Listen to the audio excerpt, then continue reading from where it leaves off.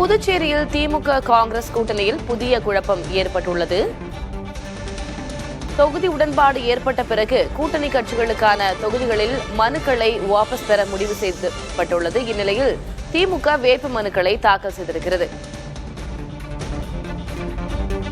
கூட்டணி தலைமை அதிக தொகுதிகளில் யார் போட்டி என்பதில் திமுக காங்கிரஸ் இடையே தொடர்ந்து இழுபறி நீடிக்கிறது. புதுச்சேரியில் காங்கிரசுடன் தொகுதி உடன்பாடு ஏற்படாத நிலையில் வேட்புமனு தாக்கல் செய்கிறது திமுக.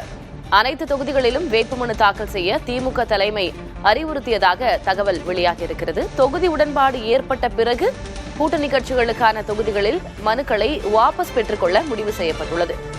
வேட்புமனு தாக்கல் தொடங்கி 3 நாட்களாகியும் திமுக காங்கிரஸ் கூட்டணியில் நீடிக்கிறது சிக்கல். கூட்டணி தலைமை அதிக தொகுதிகளில் யார் போட்டி என்பதில் திமுக காங்கிரஸ் இடையே தொடர்ந்து இழுபறி நீடிக்கிறது.